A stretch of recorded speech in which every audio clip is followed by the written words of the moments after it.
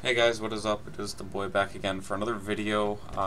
Gonna go through the Dynamite Laloon attack. We got a guy in our clan who's doing a really great job at understanding the attack and laying down some 3 stars. And I figured I'd just take his video or take his attacks and kind of point out what's going on in the attack, so people can learn, what the strengths are, why the attack works, and what makes it so good getting those 3 stars. So if we're going to scroll down here, we're going to go right to the first one. And if you take a look at the base, pretty maxed. Fortunately, the expos are on the ground, which makes it definitely a valuable target to hit in the air. Queen's pretty much in there, so that's going to make it a little bit tougher, but everything else is, pretty standard. You got the anti-airs in the middle. This one is, these are about 2 or 3 layers deep each, to here, to here. These might come to here though, to here. But if you have 2 coming here and 2 coming here, these will come this way, and and if you have 2 coming here, these will come this way. Where is this one left to go? Well, if you place the loons right here, and they come in on this side, their next target's here. So this is two levels away.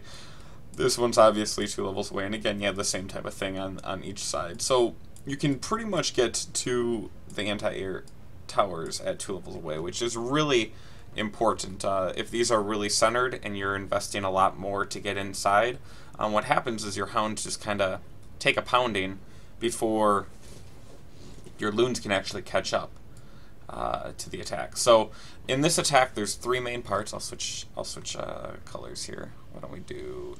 All right. So the first main part is the pull. And so the pull is getting the clan castle out. And how you do that is you invest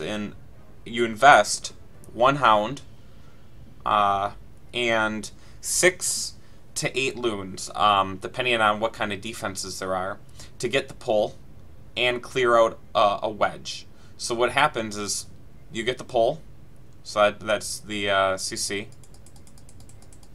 and you create a wedge, and you have to get one of the anti-air towers. If you don't, you're essentially trading the 1 hound, because he's got a hound here in the clan castle.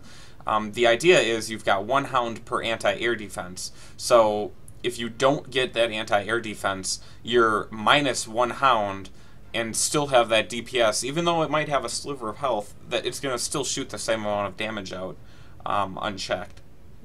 So you really have to get that. So as you'll see in Chris's attack, he's going to, as part of the pull, put 2 here, 2 here, 2 here, and I think he could have stopped, but he does put 2 here because he wants to help create that really big wedge. And so he's going to get this, this, this, this, and then maybe this, question mark. But he's definitely got to get this.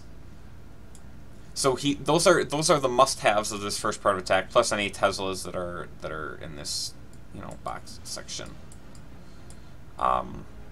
So that's the main part. He also is going to invest a rage spell, and usually rage to get things over to the anti-air. So this is a little bit more dangerous because he's got extra DPS coming down on the hound, because the archer queen is going to be picking off the hound as well. But it's risk reward because he can kind of get most of his stuff going around the wedge away from the queen. If he is able to get this one section first. So what does that do? So he gets the pull. Number 2 is the wedge.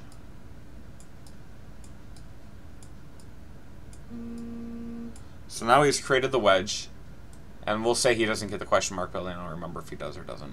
So what does the wedge do? Well, the wedge makes it very easy for you to pick out where your secondary loons are going to path. If you create the wedge here, you can then come clockwise and come in with loons, here, here, here, and you can see how they're going to follow a natural progression around the base. Or you can come counterclockwise.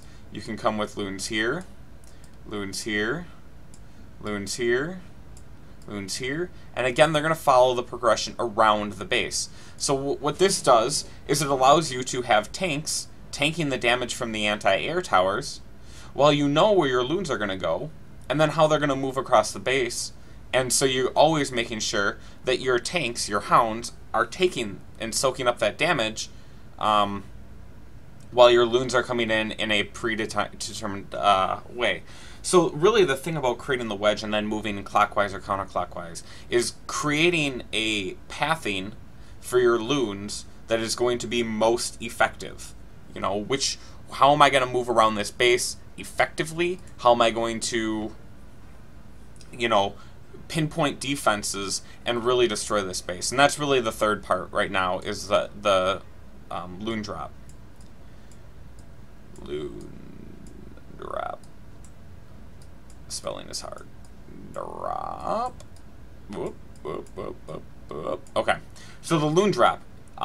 What you'll notice on these attacks is that the loons have specified targets. You're creating this wedge because you want your loons to go a certain way. And I'm going to click this and do this so it doesn't think I'm not doing anything. Anyway, so what you're going to see of this attack is you're not going to see a line of loons where it's just like he puts his finger down and drags it along this bottom edge. That's not going to happen. What he does is he's going to pinpoint 2 loons for each target that he wants. Okay, so we're going to drop 2 loons here. Because anything with loons that's more than 2 is just a waste. So we're going to drop 2 loons here. You know, sometimes on these first initial drops, because they have the longest to go around across the middle, you know, I'll even drop maybe an extra loon. So maybe I'll do 3, 3, and then start 2, 2, 2, 2, 2 going around. But you'll notice that when he drops it, the 2 loons are going to be enough to get each of these specified defenses. And then of course there's going to be the rage spells. So we had the 1 rage spell, you know, right here. We'll have another one to get troops going towards that anti-air. Another one here to get troops going towards that anti-air. And that 4th one, whether you want it for your 2 extra loons up here, you can either put it in the middle if there's a lot of DPS in the middle. Another rage spell over all of that DPS is good. Otherwise, if you're bringing in loons on the end, you can also drop, you know, another rage spell to get them going towards the anti-air. So that's really what the attack is about, what it focuses on, and it's so good because essentially you're investing a few troops to create the wedge and get rid of 1/4 of the base, and then you're utilizing the pathing that you created, you know, whether it's clockwise or counterclockwise, to move around the base efficiently, because you're going to have your hounds taking damage. And you'll see for his hounds taking damage, you know, if we put H here, what he's doing is he's not going to clump the hounds, he's going to put 1 over here to come in this way, because then this wizard tower is distracted, and then he can put 1 over here, so then this archer tower is also distracted. So he's distracting as many defenses and allowing the loons to come in from behind. And that's really how the efficiency kind of pans out. So what you're going to see here is he's going to invest to get the pull and get rid of this one anti-air. Then he's going to drop his king and queen. The king and queen he's just trading for the clan castle. Whatever's in the clan castle, obviously it's going to hurt loons pretty much mostly. The only things that really that loons really don't care about are other loons, Valkyries, barbarians, witches even. They don't really care about, because the witches do damage, but they do so little damage that it doesn't really matter. Those are things like that if those pop out, you don't really care about. You can just do your attack. You can kind of skip the CC clear portion, and if you see like those troops come out, what you should do is just continue developing that attack. So if you've already started your wedge and your hound is moving to the next anti-air, just continue it. I mean, if there's nothing in the CC that's going to deal with it, then you don't even have to stop your attack. You can just continue to use that investment and roll that into your attack. But for the most part, they'll usually have archers and wizards, and you're going to want to get rid of them. So we're going to see that here. The one thing, and I'll point that out while we're waiting here, the one thing I will point out with this attack is that it does require just a little bit amount of luck, because you're really not doing anything to answer for the Archer Queen, and the Archer Queen can make or break the attack. So if for some reason, like, your hounds just don't, like, the pups don't get rid of the queen, or, you know, you don't get the lucky, like, loons to drop on the queen, or the queen to stack on the defense, then your you know, bombs are hitting her as well as the defense with that splash damage. If you get unlucky and you don't get the queen down, the attack will fail. So there is a little bit of a risk-reward factor. I mean, you can do everything perfectly and lose because, you know, you get a little bit unlucky with how the Archer Queen kind of pans out. So there is that. That is one concern about this attack. You're leaving some things open beyond your control. But for the most part, you're controlling how your units are moving, and that's really what matters. So you'll see Hound, 2, 2, 2, 2. So he's really pinpointing where he wants. He's going to drop that rage spell maybe a little bit late here, but he's going to get those loons going towards that anti-air. He definitely needs it. And you can see he does get the queen down even a little bit too with that initial investment. Now from here, I mean, some of the wizards were lost, so usually you'll wait to pop that ability. He doesn't pop. He doesn't wait because there's really only one thing that he needs to worry about, that wizard.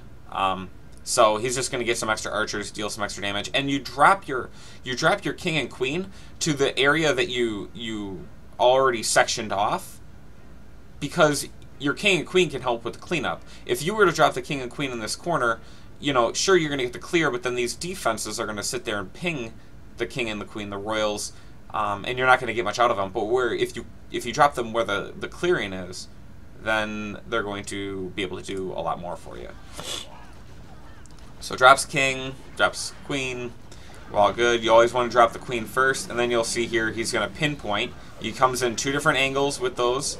He's going to pinpoint defenses, 2 each. And then notice how he didn't drop this right away. What he's doing is he's waiting to get these loons going towards the anti-air tower, and you want to be rolling this next part of the attack in as kind of in coordination of when the first anti-air is going down. So this might have been a little bit quick, but it's still pretty effective because this is going down, and now this is going to go down too.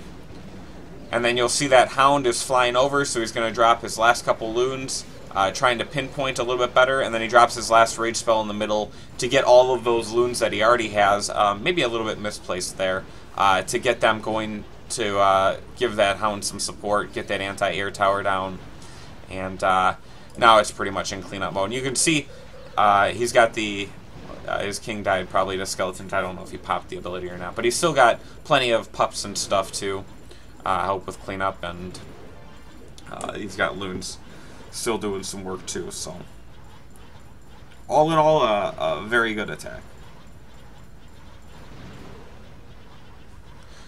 So 4 times the cleanup here.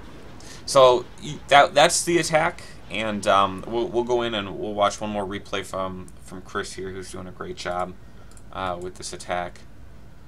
And this base is a little bit easier to kind of see what you should be doing, because the anti-airs are 1 level in, and that makes it real bad. In my opinion, this base is really bad because this is 1 level in, so you can drop a Hound and then 2 loons here and get the anti-air, you know, 1 level in. This is on the outside, so it's not going to be pushing your flight units. So I think what's going to happen is he's going to have 2, 2, 2, 2, and a Hound. And the Hound first, because you want it tanking damage on his initial pull, and then Rage Spell. And hopefully his wedge is... Whoop, I can't undo. His wedge should be something like this. So then after he's got this base portion wedged off, he can either come this way around, or he can come this way around. Taking advantage of a bad base setup, because these, I mean, I think those should at least be switched. You want the anti-airs not on the outside, but more on in the middle to help cover things a little bit better. But we'll watch the attack then. So he was trying to get this. There was a cannon down here, that ended up taking the aggro, but that's okay because he'll still end up getting the blower.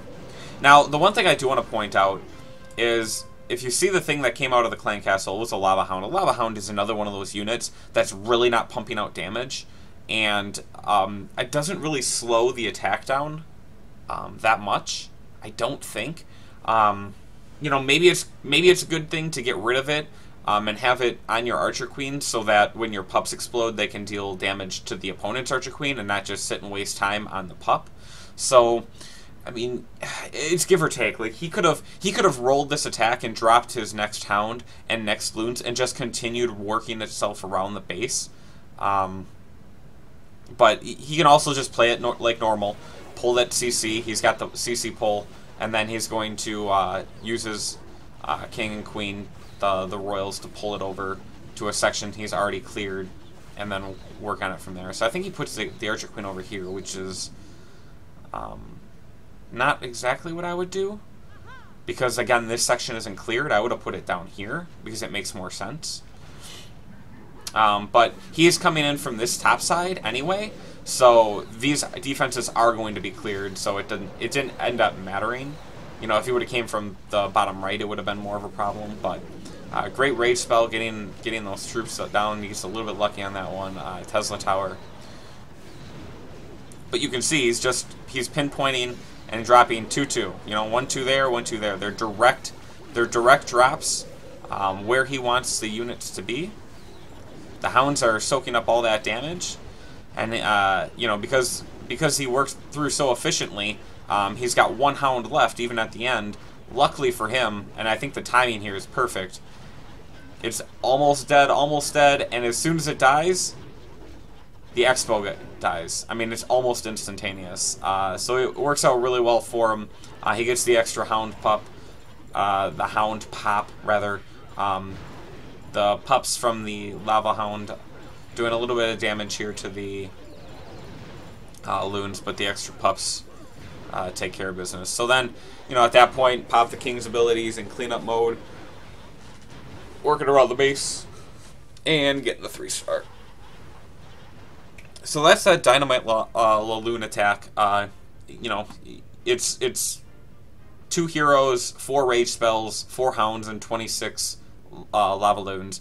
And again, it's 3 parts. It's getting the pull and creating the wedge, using your heroes to clear the CC, and then moving around the base clockwise or counterclockwise to efficiently and effectively utilize those Hounds for taking while dealing all the damage and pinpointing those Loon pathings really simply. So that's the Laloon attack. I hope you guys learned something. I hope it was informative. If you have any questions or comments, as always, you can leave them below. And until next time, good luck in your attacks, and I will see you later.